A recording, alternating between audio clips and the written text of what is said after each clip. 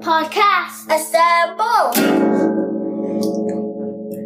Welcome to the Family Skeptical, Parenting Through Nonbelief. We're a married atheist couple raising two wonderful, strange children.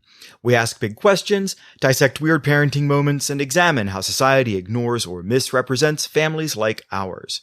If you're any stripe of non-believer who's involved in raising children, welcome. You are our people. Our kids have heard all our swears, but yours might not have, so be thoughtful if there are young people listening with you. So, moms. Hi. Our cat may be dying. Yes. I don't know if we're going to talk about that at all today, but that's definitely something that we should put on the radar. I was not planning on it, but it probably will bring up a lot of discussions. Mm-hmm. As it should. Yeah. I am just so sad. Yeah, I love her so much. Yeah, she's wonderful. Yeah. We'll see. We're waiting to hear back on blood results from the vet, so. Yeah, I'm more interested in her overall demeanor. Yes. She'll tell us how she's feeling.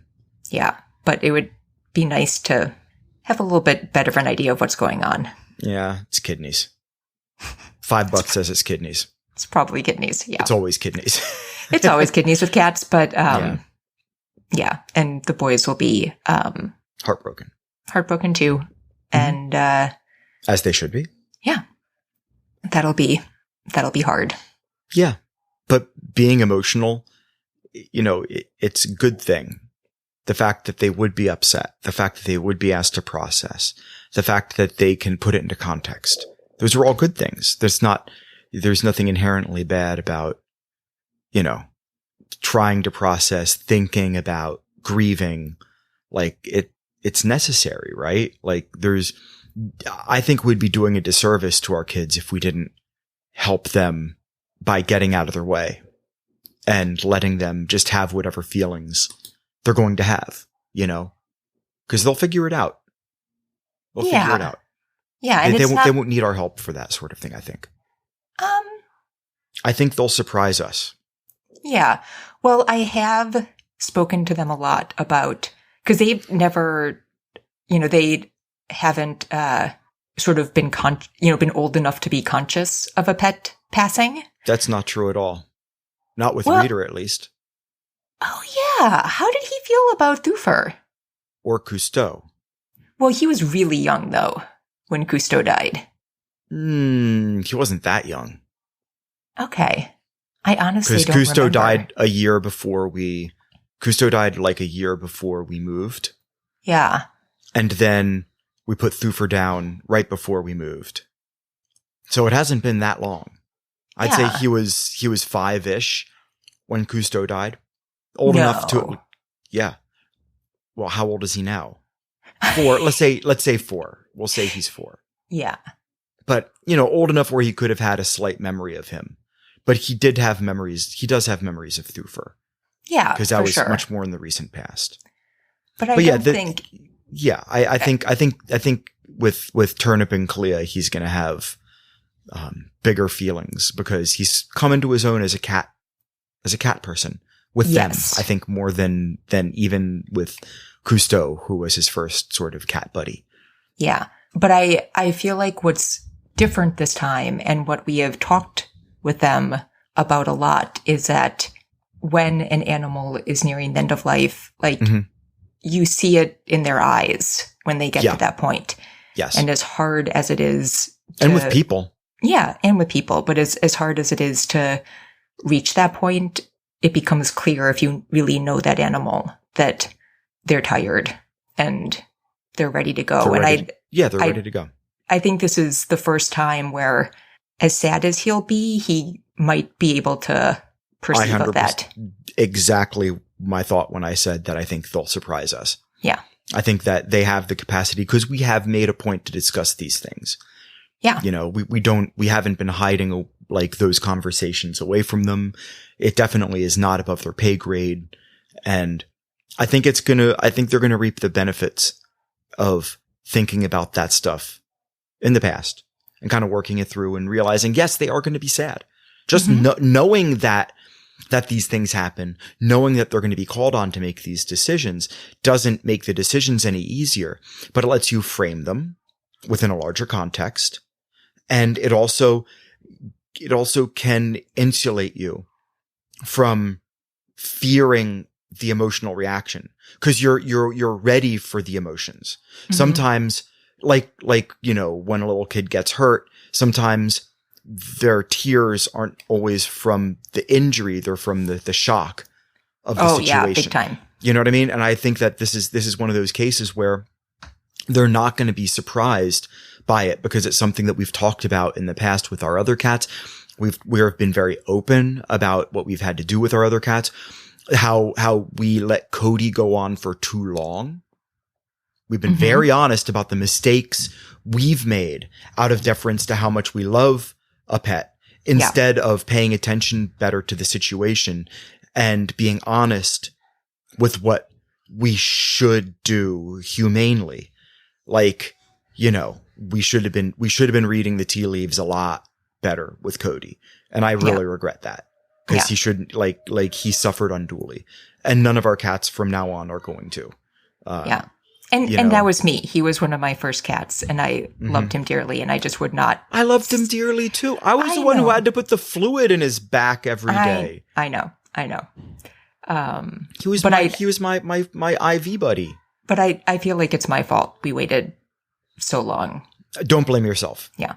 We were both involved in this. I mean, at any point I could have pulled the plug and said, no, I'm not giving him his fluids anymore. Like, I didn't want to see him go either, but I think it was a certain immaturity on our part. Yeah. Yeah. So the kids will benefit from us learning from that. And in so doing, they'll get their own wisdom. They'll figure out, you know, cause they're going to face this with Clea and with, you know, Fussel eventually, that they're going to, in facing these situations in the future, it does them, they're doing themselves, I should say, no good by ignoring the potential lessons they can learn through whatever's happening with Turnip. And who knows, Turnip could hit some sort of like weird ass wobbly equilibrium and Clea could die first. Yeah. Cats are weird. Well, it was like she could hold on for another 5 years. I know. It is morbidly funny because we had a dry run because I was certain that Cleo was dying. Yes. Like a month ago. Yeah. And went through the whole thing. Clea's fine now. She's great. Fine. She's better than she's been in like a year. Oh, no, she's on all cylinders now. Yeah.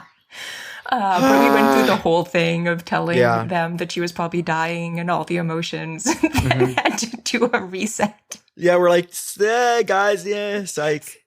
But now Turnip's going to die. But I Start the process. Yeah, jeez. I do feel like, I mean, in some ways it was kind of a good dry run to like see how it all went. What a psych out, though. I wonder what have we talked about what they think about that? Like, No.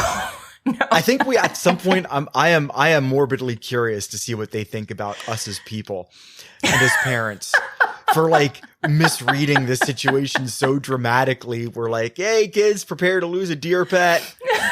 Oh no, pet's fine. Never mind. Back to business as you were. Nothing to see here. Please disperse. Man. Anyway, enough of that. We can talk about that as situations progress, I think. But what did you want to lead off with today, Moms? I think I sort of usurped our A block. You did. Yours was better than mine, but we'll squeeze it all in. We'll make it work. Well, what I had was really short, and it leads into the other short thing I want to talk about. Let's do it. So I had the opportunity last weekend to go to BAHACON, which is jealous. I know, you were so nice letting me go. And I was only able to go to one day, but it's the first like atheist convention I've ever been to. And it's not super big, but it was great. And I got to hear such good speakers. Yeah. Dave Warnock and Seth Andrews. David Fitzgerald. Yeah. So that was really cool. And I just wanted to tell one little story from it that I found so charming. And maybe it's not that unusual and this kind of thing happens at all conferences. But I know what you're going to say. Oh my gosh. I know what you're going to talk about. I didn't tell you about it, so I don't know how you could really? possibly know. Then you should talk about the other thing. Okay. All right. No, go. I'll tell my story and then you can tell me what I thought, you thought I was going to say. Okay, go. So there was like one of the middle blocks had 2 Bible scholars, and I love that, and I love academics, and I love geeking out on all that stuff. So that was one of my favorite parts of the conference. And also, let me say, BAHACON, I have never experienced this. Every speaker finished on time, and they left time with all of them for questions. That's science fiction. I don't know how they did that. I am still amazed, and that team deserves such a huge shout out because that's just absurd. It's good moderation. Yeah. So one of the speakers had finished, and there were a couple people asking questions, and then at the end of the line was Seth Andrews. And he's like, I wouldn't do this if there were a lot more people, but he just had a question because he had interviewed somebody else on the same topic who had a slightly different perspective and wanted to get clarity on kind of the ways they diverged. And I just loved I feel like not every conference would have somebody who was sort of there as a speaker and expert just be like, oh, I'm just really interested in this. If I have a chance to learn more, I'll get up and ask a question too. So I kind of loved that vibe, the sort of smaller conference vibe where something like that could happen. Yeah. And I don't know if that's a secular versus a theistic thing. If a similar theistic conference would have, I would imagine they would. Yeah. Because I think the idea of a conference is cool, and that, the people that go to conferences, regardless of what the conference is about, are naturally curious about the thing, right? Regardless of what degree of skepticism you have about other claims, regardless of how universally you apply or don't apply your skepticism, it's sort of secondary to how curious we are as a species. We like to learn and grow, and, setting all the other differences aside, I think it's really cool that you were in an environment where you had like-minded folk. So I am jealous. You're totally right about that. So that was really cool. Yeah. But I'm curious. I thought you were going to talk about the let's say the Lounge Act. No, you're not going to talk about the Lounge Act. We don't need to talk about that. Okay. But the conference, because there was a Lounge Act. There was a Lounge Act.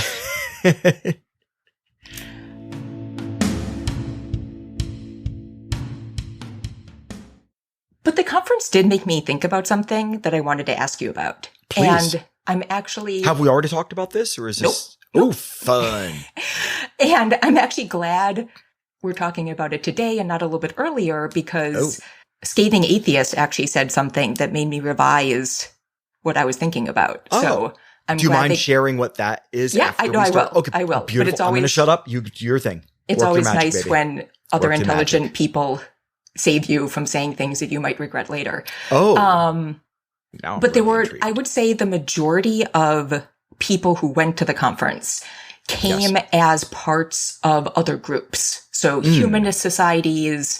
I know a lot of sort of Unitarian churches are sort of Unitarian churches plus humanist societies. Yes. So those groups. Absolutely. A lot of Sunday assembly. Like official representatives of, or just, hey, I'm part of this church and I came to go see it, or in what capacity were they there? I honestly don't know. Okay. But it definitely seemed like there were lots of people from those groups. Like muckety mucks at all? I don't know. I'm a pastor of a Unitarian, or I run this atheist organization in, I don't know. It sort of felt like maybe I'm the bookkeeper and this guy comes all the time and we all decided to go. I'm just curious. I don't know. Just curious. No worries. Yeah. And one of the speakers was also from a Unitarian church, and her whole speech, I will find her name and post it in the show notes, was all about, kind of things that church services give religious people, and then kind of the secular equivalents of those that we can find. That's good.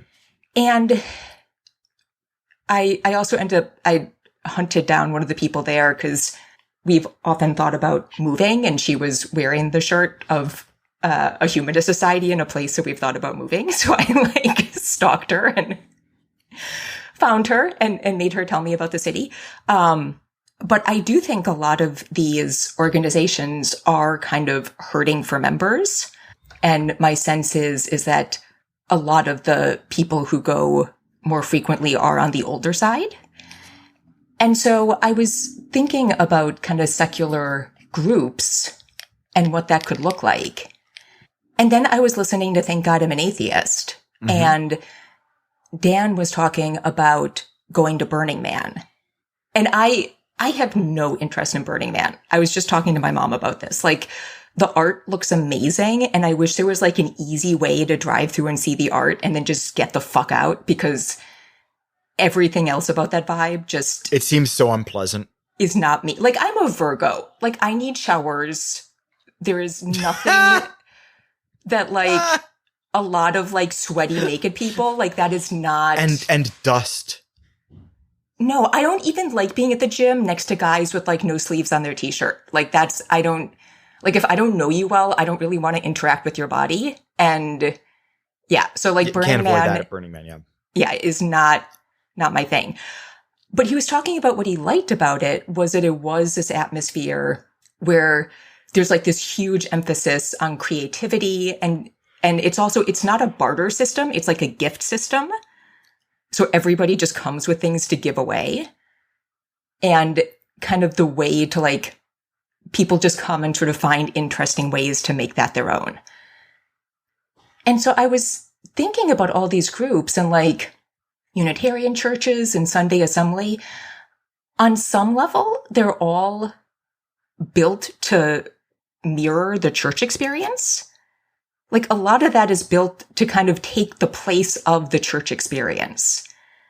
And so it made me think if that is going to continue to be a logical model for secular groups. Mm-hmm.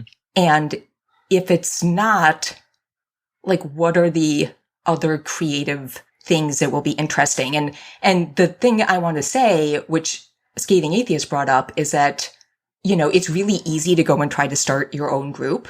And it is often much better to join another group because they are already well established, and the energy that it would take to start something new and possibly even, like, draw members away from something else could be much better utilized just by supporting an organization that's already there. That's okay. And this is so true in the philanthropy world, which I had, like, a little bit of experience with, where starting new foundations is almost always, like, the worst thing to do. You know, this happens all the time. It's like sports figures will want to donate, and they'll, like, go and create their own little foundation. And it's just a terrible waste of resources because they're, like, paying a staff and wasting all that money on personnel where there are, like, 10 different organizations already doing the work that they care about, where they could give their name and support them. And it's absurd, and it doesn't get anything done. And so it was nice to have a reminder of, like, maybe it's not about, I don't want to say it's about, like, getting rid of any of these organizations, but just, you know, within the framework of what's there, or if there are no groups in a certain area. That's a different, that is a different story. Then it's like that. Then you can make a much better argument that it's not like a vanity project. Yeah. But just sort of thinking, because it did make me wonder, like, what else could these look like? Because, you know, I didn't grow up in a church, right? So, like, I don't need to replace that experience with anything. So what are you asking me? I don't know. I don't, like, it's just like a question on my mind. Thoughts? Question mark? Okay. Yeah. Thoughts. Well, let me turn that around. Like, let's get granular for a minute. What are the elements that you would consider to be necessary upon which a group like that would be contingent? So, like, I don't know if there are regular meeting times, a regular meeting space, a dedicated meeting space, food, song, sharing stories. Like if you could pick maybe, let's say, top 3, what would you consider to be the necessary elements or activities or rituals? I don't think there are any. What I will say is that the other interesting thing that they said on the Scathing Atheist is that maybe it's not about forming a secular group, but, like, being an out secular person in another group. So, like, instead of doing that, like, joining the local book club and being, like, vocal about what you do, joining, you know. Well, that would be us, and joining a JCC or joining like a temple or synagogue if we move. Yeah. Like Yeah. that would be us. Any activity we do would be non-religious, and we would be very clear about that, but we would still participate. Yeah. You know what I mean? Like that is something that we're already planning. And I get that is good. And I think that is important for optics. It's important for inclusiveness, and it's important for making sure that you fight bigotry that can so easily develop within a religious community, you know, against non-belief. But so I don't think there's anything it has to be. Like where my mind went, my mind went is kind of like, because you can do that. Like obviously you can find society in other areas. Mm-hmm. So it's kind of like what would be missing from those like other things you could do that it would be nice to find in a secular group. You might also be surprised to find other secular folks already in that group that you wouldn't consider to be specifically secular, that you raise your hand and say, I'm not religious or whatever, or we're a secular family, so yada, yada, yada. And you might see other people come to you afterwards and say, yeah, we joined for the same reason. Oh yeah, so did we. That's cool. Now you have a buddy group within that group. So I don't have an answer. I mean, food. Yes. There needs to be food. There needs to be food. People organize around food events very easily. Yeah. Is there going to be coffee and donuts? Yes, I'm there. Maybe donuts. And I'm speaking for myself. If there's coffee and donuts, I'll be there. Well, the other thing, the workout program I do, one of the women has like the most amazing t-shirts, and one of her t-shirts says the revolution will have childcare. Oh, and nice. I do think one thing that a lot of churches get right is because of the Sunday schools. Yes. Like it gives parents time to socialize. Yes. With their kids taken care of. So I think like that's an interesting element to think about. That's a good one. I do think like it's great to find an organization to volunteer with. But as somebody who's been interested in volunteering, it can be like really hard to sort out volunteer. Like it feels like it should be easier to find volunteer activities. And it actually can be really difficult. So like, I think that's another area where it shouldn't be. It shouldn't be. But like if that kind of group could sort of. It also depends on where you are. Yeah. Like where we are, like is very religious. And so I would imagine that a lot of volunteerism happens through churches. I may be wrong. Hell, I'm probably wrong. But from an outside perspective, given how religious our area is, it seems, and also having grown up in a church and volunteered through a church more than not, it seems like the thing that people would do. Yeah. And then, you know, there is the whole, and I think the other thing that the Burning Man comment made me think of is sort of, I was talking with my mom, and one of the lovely people I met there was from a Unitarian church next to us. Full disclosure, our wedding officiant was a Unitarian, oh man, so lovely. Yes. Lovely. But full disclosure. So so one of the people you met there was Unitarian Universalist. And Universalist Unitarian. And they're actually quite close to us. And so I went and looked at their website, and I just can't with the Unity. There is like an earnestness that I just can't. I remember going, because my mom had friends who were part of a Unitarian church. Do they still call themselves a church? Yes. Yeah, we're part of a Unitarian church near us growing up. And I remember going, and the kids' service was them reading The Fall of Freddie the Leaf. Okay. And even at 6, I was like, this is really, like, so sappy. I don't know. But that makes me think, like, there's a certain earnestness to all of these things where I'm like, I don't know, man, we're atheists. Like, is there a way to be a little bit more, like, creative and subversive? And I don't know.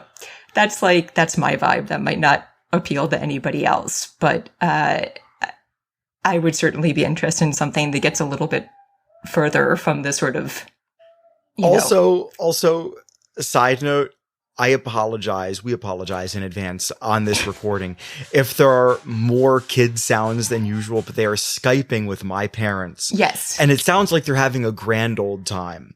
Yeah. But if you hear Go singing and Reader bellowing about Rubik's Cubes, that is why. Yeah.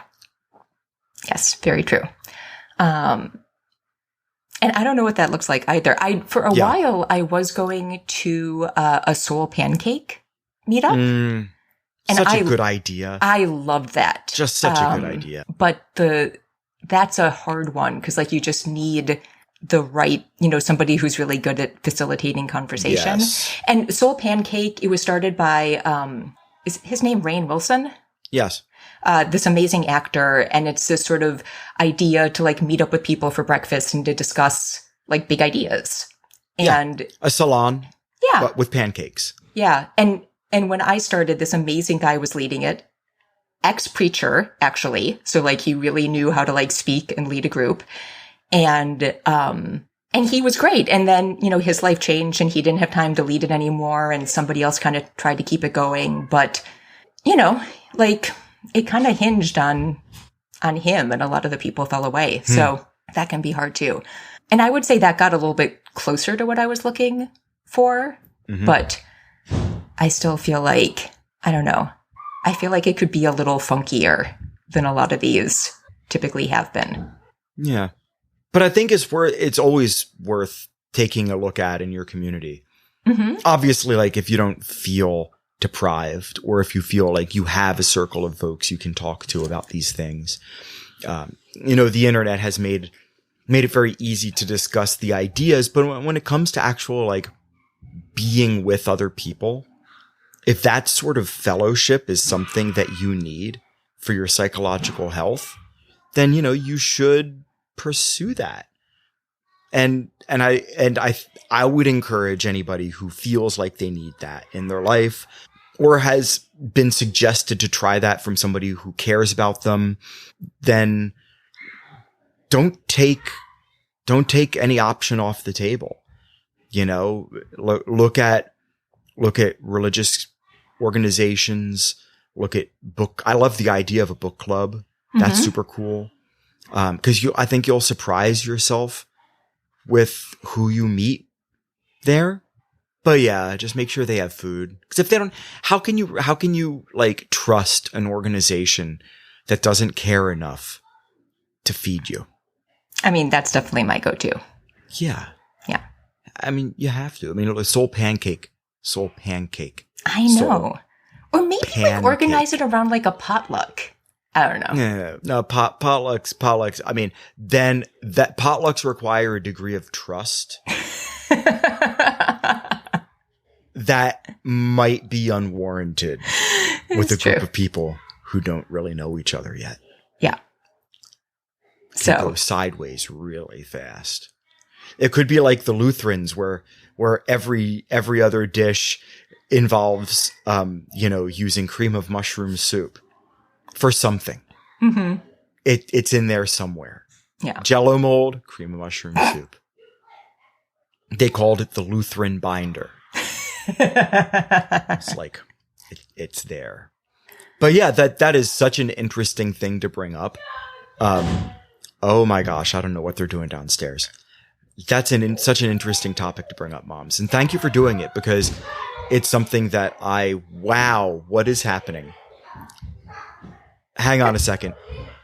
Less noise. We are trying to record. Leave the room. Bring your voices down a whole lot and close the door again. Thank you. Okay, so sorry about that, internet podcast land. Like I was saying, it's the sort of thing that's important to think about and that we owe it to ourselves. Like we talk about a lot in other venues in this podcast, is how important self-care is. And I look forward, wherever we end up on a more permanent basis, to find those communities, to reach out more in my kids' martial arts schools or You know, I love the library idea, the JCC idea. We just don't have like a Jewish community around here because those are so readily secular as well. Yeah. So, you know what I mean? Like I am open to it, but I'm not going out of my way to pursue it right now, mostly because I don't know where I'd fit it in, but I feel so like my days are so filled and fulfilling that I don't have that urgency that somebody else might. And so if you have an urgency, don't take stuff off the table. You know, fully investigate your community and you might surprise yourself with what you find. Yeah. Yeah.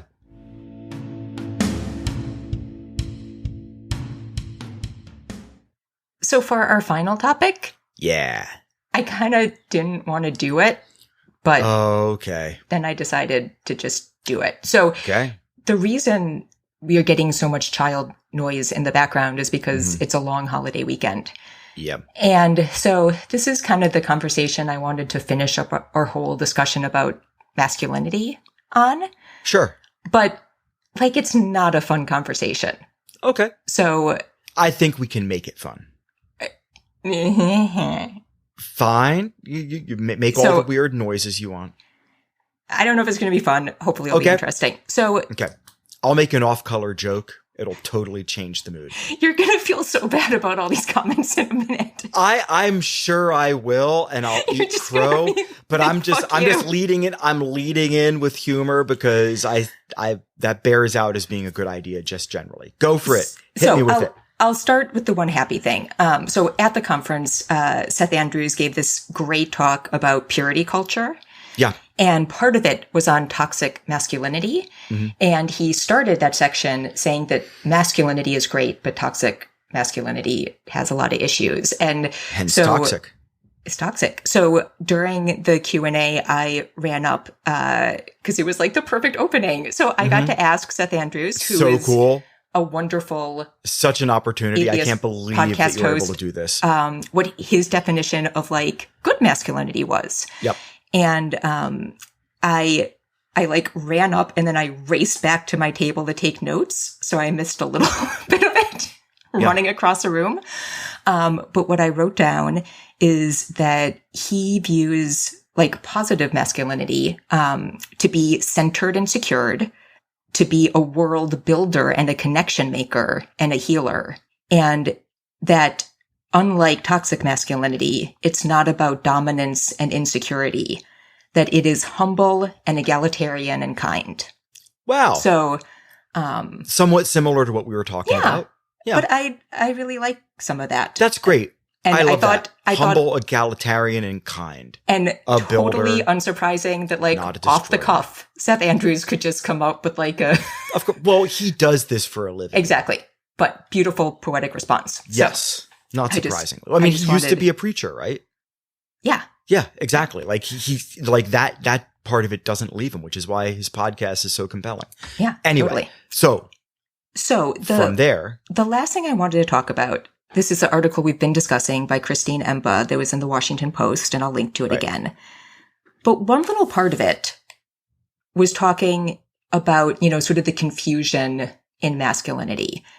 And there was a line, and it was talking about somebody complaining that, you know, men are trash is an acceptable joke, whereas, you know, a similar joke about women wouldn't be. Right. And I kind of get that. But the thing that we haven't talked about that I feel like has to be part of the conversation is violence against women. Right. Because you can complain about a joke, men are trash, but like I was looking up statistics and somehow all the ones I got are from 2017. Some big like study must have come out then. So they may have changed some, but even if they shifted quite a bit, these would still be dramatically awful. So more than half of female homicide victims were killed in connection to intimate partner violence. And 1 in 4 women will experience intimate partner violence. So I get that it feels bad that a joke like men are trash is sort of acceptable. But that is in the context of a world where like women evaluating whether men will hurt or kill them. Yeah. Like has to be an important part of their life. Yeah. And I feel like complaining about the joke before we address that issue is like not a great look. No, it's a forest and trees thing. And honestly, like the first thing that I thought of first thing that ran through my head when you said that joke, you referred to the joke, which itself isn't like super funny. It's basically is just like a throwaway line where you can just be, dismiss it. Yeah. But the reason why you can afford to do so from that perspective is because men hold so much power. Is that, you cannot take the joke seriously. You can afford to not take the joke seriously because deep down, men still hold all the cards. And on that level. Exactly. Yeah. I'm not saying it's justified. I'm saying that, to a great extent, it's still true. And so it's a joke that you don't have to really think about too hard because you can easily dismiss it because, sure, men are trash, but at the end of the day, ... Whereas, yes, with women, the calculus that any woman has to put herself through on a daily basis to manage relationships, I wouldn't pretend to know or understand. I'm glad we don't have daughters. Like we've talked about this in a number of ways, and I'm glad we don't have daughters because I would worry all the time. And I don't know if that's patriarchal dad in me, but no, because they're just under more threat. They're just like I think they literally are just under more threat, and it's not because of what they're doing. It's like, we are so far away from having a control on this situation because we're so far away from really coming to grips with it. And I think part of being masculine comes back to what Seth was saying about being humble and being egalitarian and being kind. That it's unkind to cause that unnecessary harm, be it psychological or physical. It is not egalitarian to like separate such a large segment of society and put them in this sort of this mental box as you're walking around the world and provide yourself all the justification for treating them with a totally different rule set. And, it is totally not humble to not look at this behavior as a society and say, how am I contributing to this? It's a missed opportunity. Yeah. And it's sad, and we're cheapening ourselves at a fundamental level. It's like, the whole like chain weak link thing. This is a big weak link for us as a society, is how we treat women, because it's like half a society, if not more. And it's like, what are we doing to ourselves if we're literally shooting ourselves in the foot over and over again? It's a waste. It's so interesting how this plays in with this bigger argument about masculinity, because I know, because a lot of things we talked about, like men presenting differently, like, is it okay to wear nail polish? These sort of like more kind of what masculinity looks like culturally. And I think growing up, I had this assumption that men who fit the sort of masculine stereotype more, who were more aggressive, who, were more competitive, more physical, that somehow correlated to violence. Because I think there is sort of like you sort of see that stereotypical, like, abusive boyfriend on TV, like the guy who's sort of like the stereotype of masculinity who thinks he can like push the woman around. And what I've learned is like it's just a totally separate problem. I've had friends from college and other parts of life marry guys who were like college professors and intellectuals and like super sweet and like the opposite of that sort of like toxic masculine stereotype, and still suffer intimate partner violence. And I remember my best friend she's a social worker, and she spent a lot of her life working with women who suffered intimate partner violence. and we were having some conversation, and I don't even know what I was thinking. Something came up, and I said something that sort of implied that like Jewish guys would be less likely to do that because like all the young Jewish men I knew like also did not fit this stereotype, you know? And she looked at me and like, bless her heart, you know, she just looked at me like, how could you be so blind? And she said something. She probably said it in a nice way because that's who she is. But the second she looked at me, I was like, oh yeah, no, of course Jewish guys beat their wives. Like, this just happens everywhere. And so there's like all that stuff about presentation. And then there is this like whole other layer that I don't know if it has anything to do with any of that, that is like, just like a separate issue of like, do you see women as people? And I just think it's like, I don't know. This is like, it's like different things that, you know, I feel like it all sort of gets talked about together, but like, it's a whole other thing. Does that make any sense?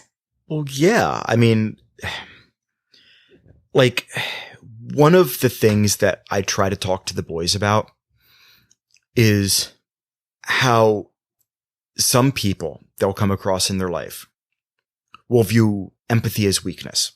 Mm-hmm. And how we endeavor to reinforce that empathy is strength. And it's really interesting because when we were watching Band of Brothers, mm-hmm.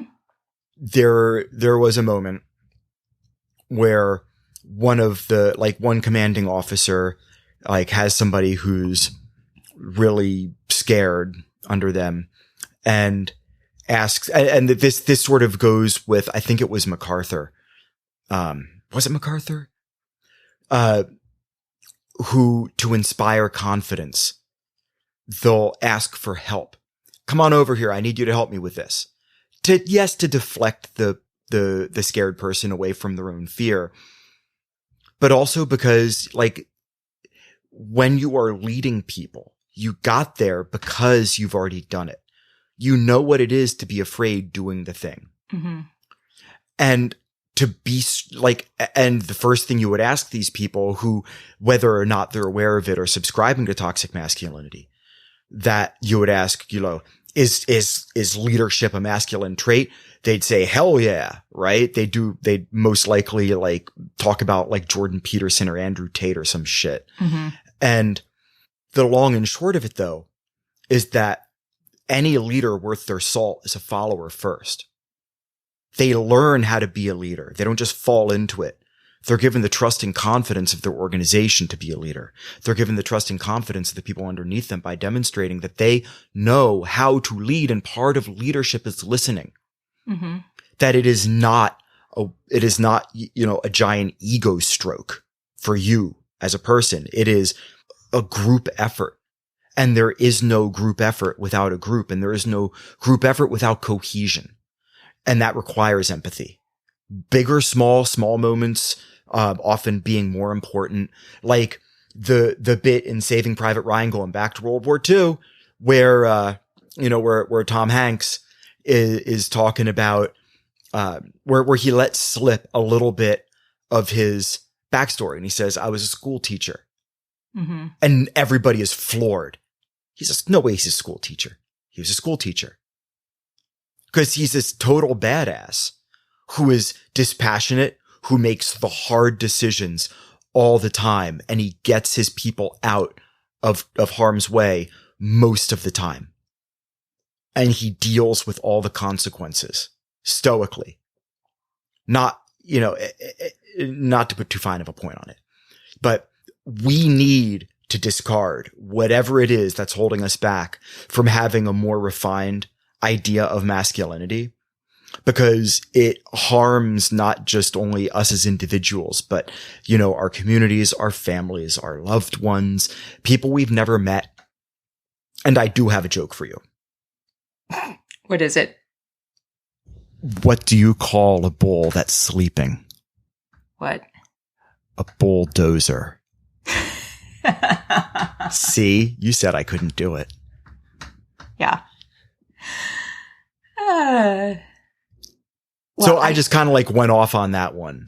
I mean, I would love to hear what you think about this whole thing, because it is such a knot that we have to work together to unravel. Not just you and I, of course, but like teaching our kids the importance of thinking about these things so that way they can help their circle do it. And hopefully it'll like fractally work out into the population. I don't know. I'm just hopeful. Well, I have a kitchen sink of thoughts, but I mean, the first thing is... Might have to do another episode. Yeah. This. Jeez Louise.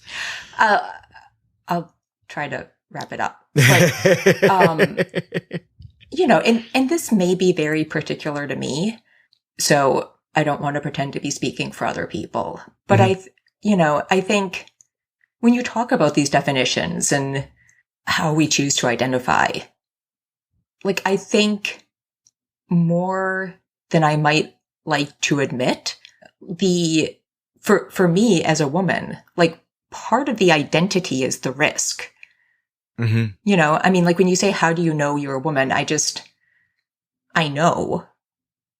Why is it that there's so much less pushback against trans men than there is against trans women?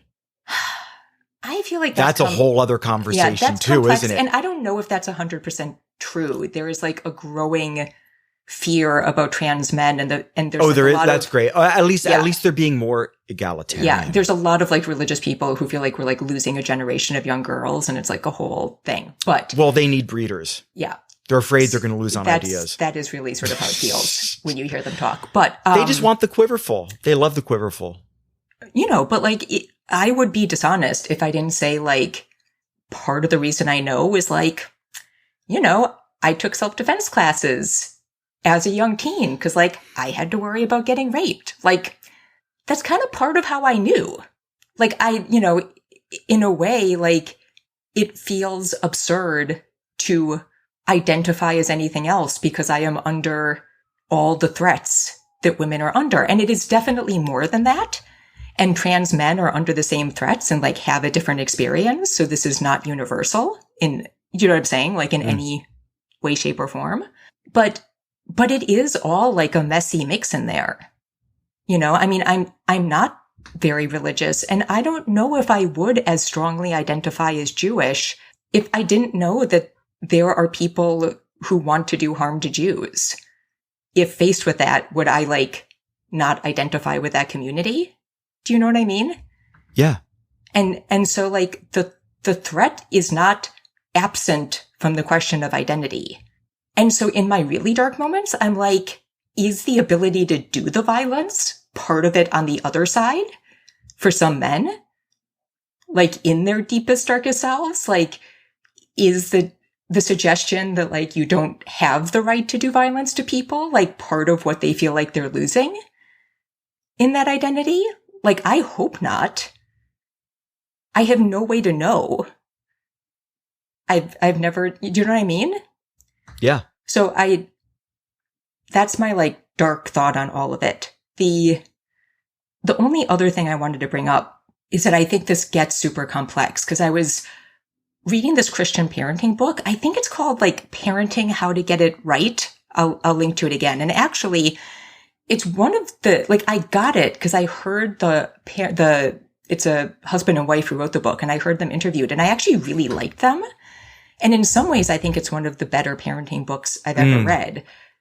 But there was one section, and there was something I really liked about it. And then there was something else that I like felt weird about. And this kind of clarified it for me. So they go back and forth writing sections, and the dad writes a section, and he did something really interesting, which was like, very not like my stereotype of Christian parenting. Mm-hmm. Like he let his kids say anything to him.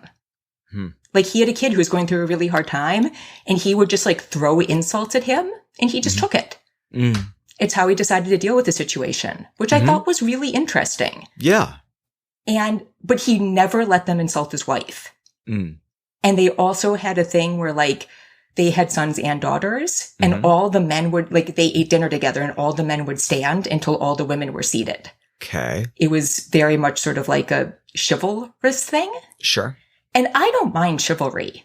Mm-hmm. One of the things I found charming about you was kind of like how you still, like, you're very, like, you're a little bit more proper than some guys are. Like, I think you like open doors and things, and that's charming. Aw. So I don't think there's anything inherently wrong with chivalry, but I think there is a danger. Because what I'm starting to think is, like, the biggest issue with this is just men somehow not seeing women in the same category of humanity as them. Mm.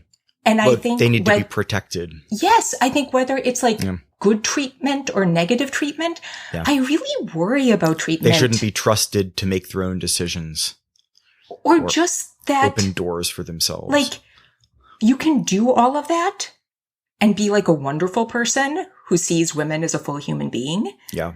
But I feel like parents like think that teaching manners is somehow going to be protective against violence. Yeah. And like, you can do all those things and see those women as like, exactly like you said, like weaker or property or, you know, I just worry about making the difference. And I'm going to tell one more story and then we're going to end.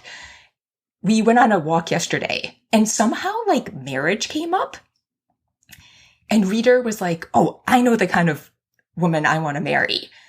And he wants to marry somebody who's good at video games because like he wants to be a video game designer. And he's like, yeah, she could like test all my builds. And I did have a moment because I was like, oh, that you were thinking about a person. Yeah. Like you're thinking about who you want to marry and you're thinking about like a person who it'll be fun to share your life with. Mm-hmm. Who you can learn from. That made me smile a lot. Yeah, who can help you. And so like we still have so much work to do and this is all so hard. But I was just like, well, that's like, that made me smile. And what did Go say? Go he wants a breeder. No, he doesn't. He wants 7 children. Yeah, well, that's true. But no, he wants to marry. He said he wanted to marry an engineer. Yeah, I know. I'm just saying, he's like, he wants an engineer who's willing to pop one child out for every day of the week. If that's her choice, then more power to her and them as a couple. Take some freaking fortitude. So we gotta call it. We gotta go bake a cake. Yes, we do. I'm going to be totally masculine. I'm going to take my shirt off. I'm going to listen to hair metal and I'm going to bake a cake. Love it. Yeah. So as always, we have to thank Jonathan Zalbin and First Frame Music for the music for this podcast. And thanks to Reader and Go for the amazing theme song. And that wraps up this episode of The Family Skeptical, where nothing is sacred except for our kids.